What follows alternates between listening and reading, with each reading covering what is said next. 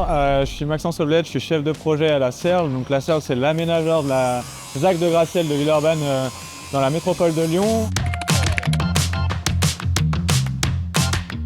Vous êtes ici sur un projet qui est un projet de ZAC, donc 850 logements vont se créer avec 40 nouveaux commerces aussi. Et donc là, on est sur un des chantiers de cette ZAC. La CERL est l'aménageur de ce projet-là. Donc on est là vraiment pour coordonner et pour préparer l'intégralité de tous les chantiers. On a décidé de réfléchir non pas à l'échelle d'un lot, comme on le fait dans un projet, mais à l'échelle de la ZAC entière. On a créé ce qu'on appelle un protocole de groupement de commandes.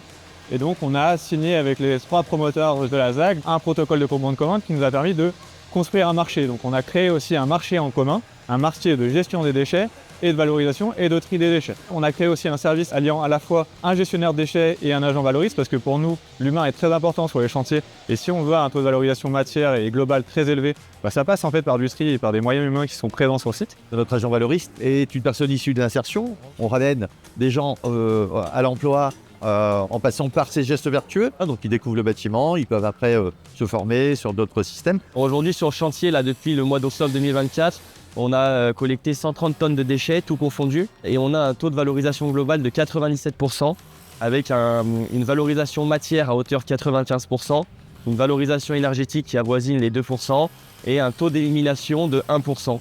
Donc on essaye de garder cette dynamique pour la suite du chantier. C'est vraiment un chantier avec beaucoup de complications et de contraintes, notamment au niveau de l'accès. On est au cœur de Lyon, un quartier de Villeurbanne. On est soumis à une plateforme qui s'appelle Reguli, qui permet du coup de fluidifier le trafic jusqu'au chantier pour pas avoir des files de camions à l'entrée du chantier qui génèrent des bouchons après sur les différents axes lyonnais.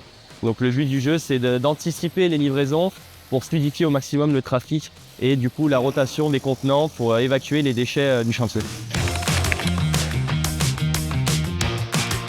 Ce modèle est vraiment réplicable. Alors en plus, ce qui est intéressant, c'est qu'on a créé justement un retour d'expérience qu'on va mettre sur le site de la CERL où on a expliqué l'intégralité de la démarche pour concevoir le service. L'objectif étant évidemment que nous, côté CERL, pourquoi pas on le réplique sur d'autres projets d'aménagement de la métropole de Lyon, mais surtout que d'autres aménageurs s'emparent de ce système-là pour le mettre en place sur d'autres projets de ZAC en France ou à l'échelle européenne.